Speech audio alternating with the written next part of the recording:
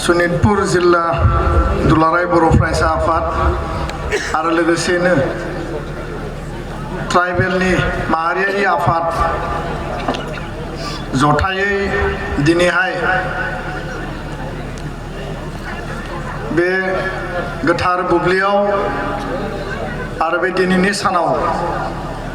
Bodoland territorial reason एबा थामथि बर' गोजोन गोरोबथा बेखौ लानानै सनितपुर जिल्लानि बर' रायजो राजा आइ आफा नोंथांमोनखौ लिंहरनानै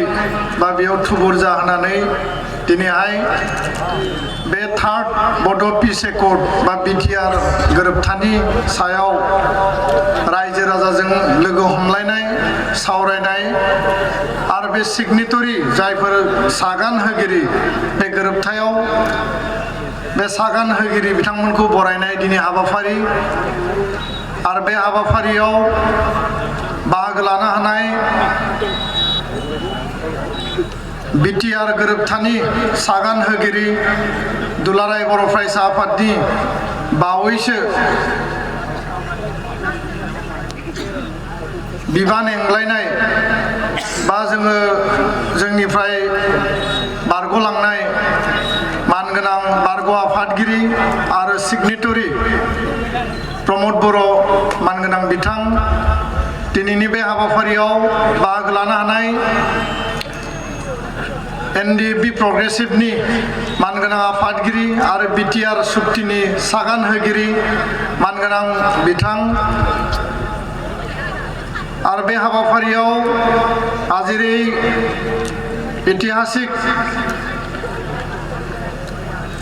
एक खबाद उपस्थित হব পৰা বৰছলা সমষ্টিৰ সন্মানীয়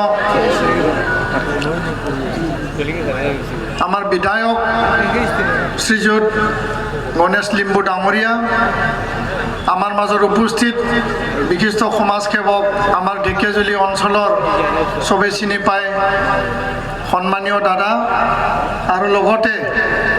जोंनि गुबुन गुबुन आफादनि दैदेनगिरि नोंथांमोन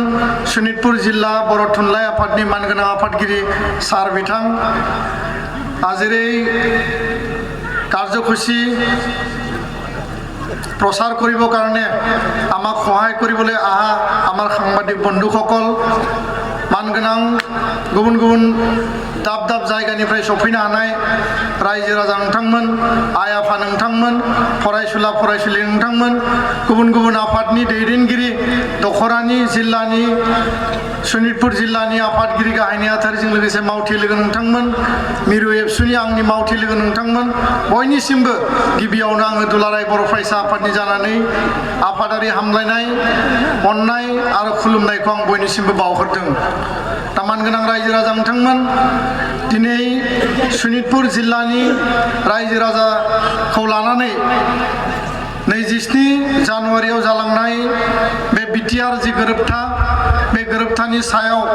जोंनि सागान होगिरि बिथांमोनखौ बरायनायजों लोगोसे बे गोरोबथायाव मा दंमारो आरो बे गोरोबथानि गेजेरजों बर' हारिया जाति हिसाबै थांना थानो थाखाय जौगानांगौनि थाखाय गोजोन थासारि लाबोनांगौनि थाखाय आरो जोंनि लाइमोन सेंग्रा सिख्लाफोरा बे गोरोबथानि गेजेरजों इयुनाव गावखौनो रैखाथि गोनाङै फोथांना लाखिनांगौनि थाखाय जोंनि एमप्लयमेन्ट मोननांगौनि थाखाय जोंनि रांखान्थि सोलोंथाइ जोंनि राजखान्थियारि अधिकारनिफ्राय लानानै गासैबो बिथिङाव जाहाथे जों जौगानाय लाबोनो हायो बर' हारिखौ बुहुमनि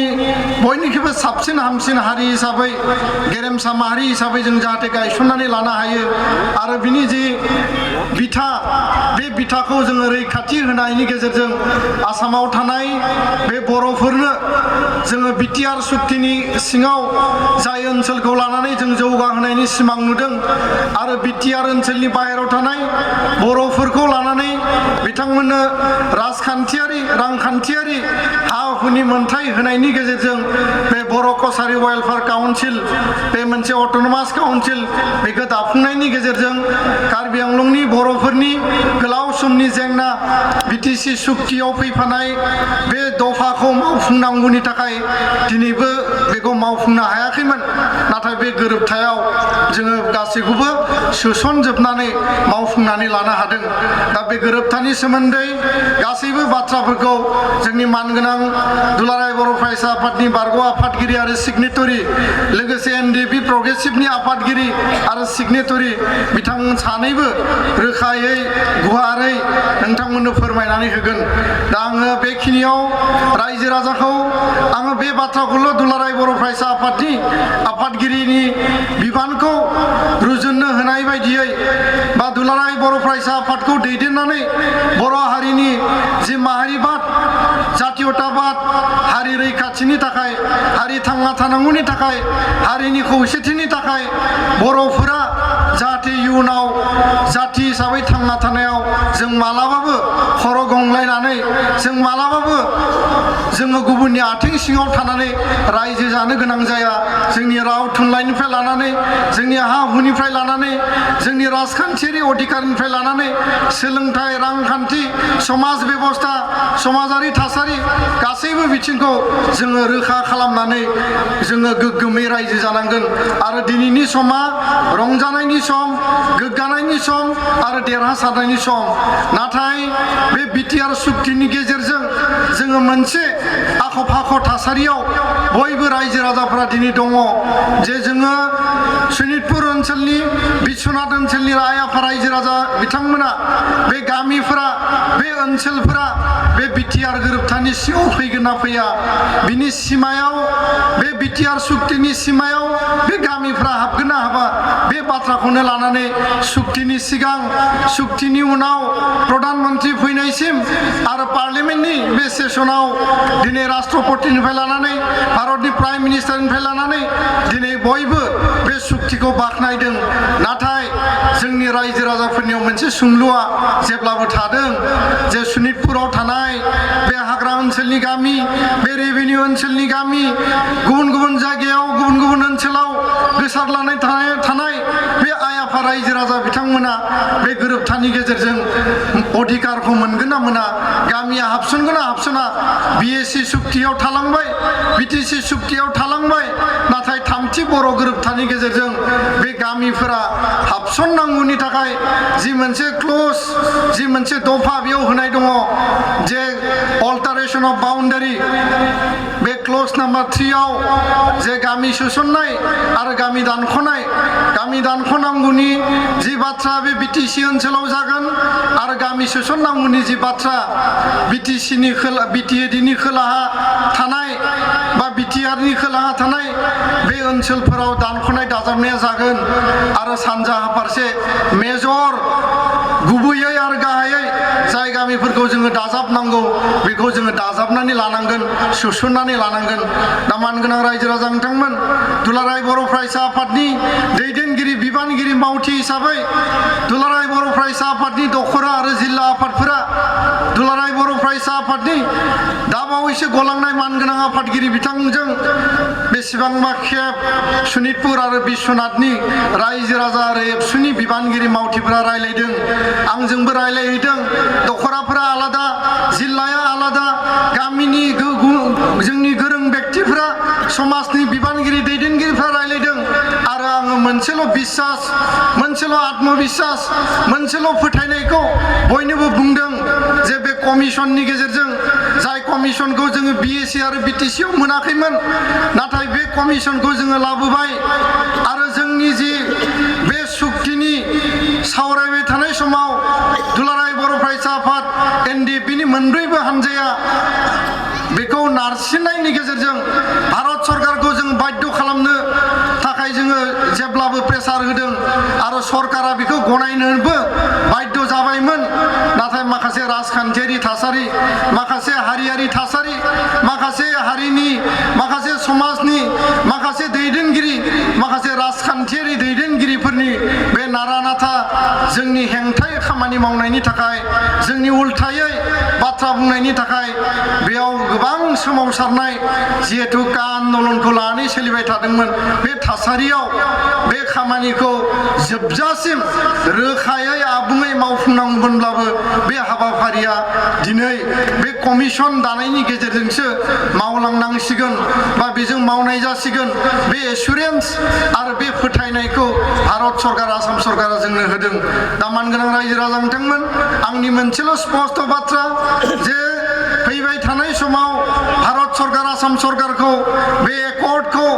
रोखा रोखायै Akhare Akhare letter and spirit मावफुंनांगौनि थाखाय दुलाराय बर' फरायसा बे आफाद हिसाबै सिगनेटरिफ्राथ' नारसिनखागोन सिगनेटरिफ्राथ' दैदेनखागोन थेवबो आफाद हिसाबै हारिनि जातिनि गांनाय उखैनायनि सायाव थैनाय थांनायनि सायाव नोजोर होग्रा जोथोन लाग्रा माहारि आफाद हिसाबै दुलाराय बर' फरायसा आफादनि जानानै बे दुलाराय बर' फरायसा आफादा हारिनि जानानै जोङो भारत सरकार आसाम सरकारखौ जोङो नारसिनगोन आरो बे कमिसनाव जोङो दुलाराय बर' फरायसा आफादनिफ्रायनो जोङो साथाम जोङो बेयाव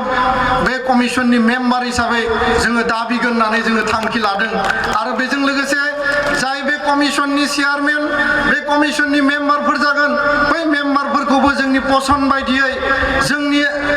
जों बुजिनाय बायदियै मानसिफोरखौ जाहाथे जों सोसननानै लानो हायो बिनि थाखायबो सिगनेटरि बिथांमोना खामानि मावगोन आरो जोंबो दाबि दैखांगोन आरो बिनि उनाव कमिसना जेला फैगोन बे फैनाय समाव जाहाथे रावबो गामिया मोनसेबो सुबाया मोनसेबो रेभिनिउ आरो फरेस्ट एरियानि गामिया बे कमिसननि बेरायनायनिफ्राय कमिसननि मेम्बार चेयारमेना दावबायनायनिफ्राय जाहाथे थालाङा मोनफ्रोमबो गामियाव कमिसना जाहाथे थांथारो आरो थांहोनायनि जे हाबाफारि बेखौ जोङो मावफुंगोन बिनि उनाव कमिसनाव दान्थे बिदान्थे लजिक आर्गुमेन्ट जागोन बबे गामिया हाबगोन बबे गामिया हाबा आरो बेखौ जोङो टेबोलाव जुद्ध नांगोन बे मोनसे जोंनि आलादा दावहा जागोन आरो बेनिखायनो दुलाराय बर' फरायसा आफादनियाव फोथायनायखौ लाखिनानै नोंथांमोननि गामिया हाबसननांगौनि थाखाय जोङो थोंजोङै खामानि मावगोन नाथाय बेयाव मोनसे बाथ्रा लिरनाय दङ रायजो राजा नोंथांमोन जे बिटिएडिनि कन्टिगुवास नांजाबनानै थानाय जायफोर ट्राइबेल पपुलेसन बर'जों लोगोसे गुबुन ट्राइबेल बे गासैबो ओनसोलफोरखौ नायगिदिंनानै सोसननायनि खामानिखौ मावनाय जागोन बे बाथ्राखौबो रोखायै लिरनाय दङ दा बिनिखायनो जोङो नार्भास जानाङा जोङो दुरबल जानाङा जोङो निरासा जानाङा जोङो गोहो गोलोन्दां जानानै गोसोआव दाद मोनसे बोलो लानानै फैबाय थानाय समाव 6 मासनि गेजेराव बे कमिसना जेराव जेराव थांगोन बे कमिसना जाय जाय जायगाखौ नायगिदिंगोन बे जायगाफोराव थांनानै जोङो खामानि मावनांगोन बै जायगानि रायजो राजा आइ आफायाबो ओंखारबोनांगोन गावबा गावनि दुखु खस्थ गावबा गावनि जि गांनाय उखैनाय बे बाथ्राफोरखौ बिथांमोननो फोरमायनांगोन दा बेखाय आङो बारा गोलाव बाथ्रा बुंनो लुबैयाखै दिनैनि समाव जोङो बयबो हारिजों जोङो गोरोबनानै थानांगोन रावबो हारिजों जोंहा सुथुर जानायनि बाथ्रा गैया सोरबा हारिया जों थाफानानै रायजो जानो ओंखारदोंब्ला बिटिआरआव हाबनानै जों जौगानायनि सिमां नुदोंब्ला बै रायजो राजा बै हारिसाफोरखौबो जों लानांगोन তো ইয়াৰ কাৰণে মই ক'ব বিচাৰিছোঁ অনাগত দিনত বিটিআৰ অঞ্চলত যি শান্তিৰ এটা বাতাবৰণ আহিল শান্তি যি চুক্তি হ'ল ইয়াত অস্ত্ৰৰ যি আন্দোলন চলিছিল এটা অস্থিৰ পৰিৱেশ আছিল এইটো আজি নাইকিয়া হৈ গ'ল সকলো অস্ত্ৰধাৰী যিখিনি সংগঠন আছিল অস্ত্ৰলৈ যি সংগ্ৰাম কৰিছিল সেই সংগঠনবিলাকে আজি মূল খুঁটিত আহি পেলাই ভাৰত চৰকাৰ অসম চৰকাৰৰ লগত ত্ৰিপাক্ষিক যি চুক্তি কৰিলে ইয়াৰ দ্বাৰা অস্ত্ৰ যি সম্বৰণ কৰিলে আৰ্মছ লে ডাউন কৰিলে আজি তাৰিখত এই বৰভূমিত এই বিটিআৰ অঞ্চলত অস্ত্ৰৰ আন্দোলন নাইকিয়া হৈ গ'ল আৰু ইয়াৰ লগে লগে এই অঞ্চলত ৰাজপথ আৰু ৰেলপথৰ যি গণতান্ত্ৰিক আন্দোলন চলিছিল নিখিল বড়ো ছাত্ৰ সন্থাই নিজৰ অধিকাৰৰ কাৰণে সুকীয়া ৰাজ্য বড়োলেণ্ডৰ কাৰণে যি আন্দোলন চলাইছিল সেই আন্দোলন আজি তাৰিখত ৰাজপথ আৰু ৰেলপথৰ আন্দোলন আজি নাইকিয়া হৈ গ'ল কিয়নো আমি শান্তি বিচাৰো কিয়নো আমি উন্নতি বিচাৰো আমি একেলগে বড়ো আৰু অন্য জাতি জনগোষ্ঠীৰ লগত ক্ষুদ্ৰ ক্ষুদ্ৰ জাতি জনগোষ্ঠী বিভিন্ন ধৰ্মাৱলম্বী লোক সকলো ভাষা ভাষী লোকৰ লগত একেলগে মিলি পেলাই একেলগে আমি সকলোকে আগুৱাই লৈ পেলাই আমি জীয়াই থাকিব বিচাৰো আমি সকলো ভাষাৰ সন্মান সহকাৰে মৰ্যাদা সহকাৰে জীয়াই থকাটো আমি বিচাৰোঁ তো ইয়াৰ কাৰণে আমি কৈছোঁ যে অসমত অসমীয়া ৰাজ্যিক ভাষা হয় অসমত বড়ো ভাষাও সহযোগী ৰাজ্যিক ভাষা হিচাপে আজি স্বীকৃতিপ্ৰাপ্ত হৈছে কিয়নো ভাৰত সংবিধানত বড়ো ভাষা স্বীকৃতিপ্ৰাপ্ত ভাষা হিচাপে এইটো 2003 চনৰ যি BTC চুক্তি আছিল সেই চুক্তি দ্বাৰা এইটো মৰ্যাদা পাইছে তো আজি তাৰিখত অসমীয়া ভাষা আমি সন্মান জনাওঁ ইয়াৰ লগতে বড়ো ভাষাকো আমি মৰ্যাদা দিব লাগিব তো আমি সকলো জাতি জনগোষ্ঠীৰ সম অধিকাৰ সম উন্নয়ন সম মৰ্যাদা আৰু সকলো ক্ষুদ্ৰ জাতি জনগোষ্ঠীৰ ভাষা ভাষী ধৰ্মাৱলম্বী লোক সকলোকে একেলগে আগুৱাই লৈ যাই পেলাই এই অঞ্চলত শান্তি স্থাপনৰ দ্বাৰা আমাৰ যি শিক্ষাৰ দীক্ষা দিগত উন্নতি আহিব লাগে আমাৰ ল'ৰা ছোৱালীবিলাকে চাকৰি পাব লাগে আমাৰ ল'ৰা ছোৱালীবিলাকে গুণগত শিক্ষা পাব লাগে অৰ্থনীতি দিগত আমি উন্নয়ন আনিব লাগে সকলো দিশত আমাৰ যি চুক্তি স্বাক্ষৰকাৰী নেতা আছে আমাৰ গোবিন্দ বসুমতাৰী ডাঙৰীয়া প্ৰমোদ বড়ো ডাঙৰীয়া ৰঞ্জন দৈমাৰী ধীৰেন বড়ো বি চাওৰাইগৰা তেওঁলোকৰ নেতৃত্বত এটা নতুন ৰাজনৈতিক পৰিৱৰ্তন আহক নতুন এটা ৰাজনৈতিক পথ পৰিৱৰ্তন আহক আৰু যেনেকুৱা BSc আৰু BTC সময়ত চুক্তি স্বাক্ষৰকাৰীবিলাকক ৰাইজে মেণ্ডেট দিছিল ৰাইজে দায়িত্ব দিছিল আপোনালোকে চলাওক আৰু এই অঞ্চলত শান্তি উন্নতি প্ৰগতি সেই অঞ্চলত যি পিছ পৰি আছে সেই অঞ্চলত যিখিনি অনুষ্ঠান প্ৰতিষ্ঠান আমি পাইছোঁ সকলো দিশ সকলো চুক্তিৰ যিখিনি দফা আখৰে আখৰে ৰূপায়ণ হওক পালন হওক সেই কথাকে আমি কামনা কৰিছোঁ তো সদশেষত ৰাইজক মই আশ্বাস দিব বিচাৰিছোঁ যে অনাগত দিনত নিখিল বড়ো ছাত্ৰ সন্থাই ছাত্ৰ সংগঠন হিচাপে সামাজিক সংগঠন হিচাপে আমি ৰাইজৰ লগত থাকি ৰাইজৰ যি সমস্যা ৰাইজৰ যি অধিকাৰ সেই চুক্তিত লিপিবদ্ধ আছে সকলো চুক্তিৰ যি দফা ৰাইজৰ কাৰণে আমি প্ৰদান কৰিবলৈ আমি সদায় কাম কৰিম আৰু ৰাইজে সেই আন্দোলনত সহায় সহযোগ কৰি পেলাই যেনেকুৱা এই চুক্তি সফল কৰাৰ কাৰণে আপোনালোকে সহায় সহযোগিতা আগবঢ়ালে এই সকলো কামৰ কাৰণে সকলো সহায় সহযোগিতাৰ কাৰণে আপোনালোকক মই আকৌ এবাৰ ধন্যবাদ যাচিছোঁ নিখিল বড়ো ছাত্ৰ সন্থাই স্পষ্টকৈ আমাৰ স্পেচিয়েল কনভেনশ্যনত আমি সিদ্ধান্ত লৈছোঁ যে আমি যি ৰাজপথ আৰু ৰেলপথৰ যি আন্দোলন আছিল সেই আন্দোলন অনিৰ্দিষ্ট কালৰ কাৰণে আমি স্থগিত ৰাখিছোঁ আৰু অনাগত দিনত আমি উন্নয়নৰ কাৰণে শিক্ষাৰ কাৰণে অৰ্থনৈতিক দিশত সামাজিক যি ব্যাধি আছে অন্ধবিশ্বাস ডাইনী মানে হত্যা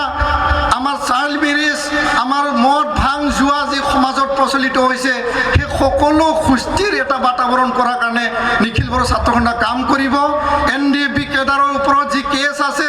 ভাৰত চৰকাৰ অসম চৰকাৰক আমি আহ্বান জনাইছোঁ অতি শীঘ্ৰে এই চুক্তিক সন্মান দি পেলাই তেওঁলোকৰ কেছ সমাপ্ত কৰিব লাগে তেওঁলোকৰ কাৰণে যি ৰিহেবিলিটেশ্যন পেকেজ ঘোষণা কৰা আছে অতি সোনকালে তেওঁলোকক প্ৰদান কৰিব লাগে আৰু লগতে অনাগত দিনত যি এক্স গ্ৰেচিয়া মাৰ্টিয়াৰবিলাকৰ ঘোষণা কৰা হৈছে এইটোকে প্ৰদান কৰিব লাগে বুলি আমি অসম আৰু ভাৰত চৰকাৰক আমি আহ্বান জনাইছোঁ তো মই এইখিনিতে ৰাইজক ধন্যবাদ যাচি পেলাই মোৰ যি চমু ভাষণ এইটো মই সমাপ্ত কৰিছোঁ আৰু অনাগত দিনত আমি একেলগে আগবাঢ়ি যাব লাগিব এই অঞ্চলত BTRত সোমাব BTRত নোসোমাব কোনোবা গাঁও থাকি যাব কোনোবা গাঁও সোমাব কোনোবা বেলেগ ভাষা ভাষী জনগোষ্ঠী জনজাতি বা বিভিন্ন ভাষা ভাষী জাতি জনগোষ্ঠীৰ লোক আমাৰ মাজত ভেদাভেদ আমাৰ মাজত হিংসাৰ পৰিৱেশ বিভিন্ন ৰিউমাৰ প্ৰপাগাণ্ডা এইবিলাক চলিব পাৰে তো ৰাইজক আমি স্পষ্টকৈ কৈছোঁ এইটো লৈ পেলাই জাতি ইয়াতে ৰাজনীতি নচলে সেই কথাবিলাক লৈ আমাৰ মাজত হিংসা হিংসি বাতাবৰণ নচলে সেই কথাটো আমি নজৰ দিব লাগিব কাৰণ আমি ইয়াত লিখিছোঁ অকল বড়ো আৰু ট্ৰাইবেল গাঁওবিলাক অন্তৰ্ভুক্ত হ'ব আৰু কোনোবা যদি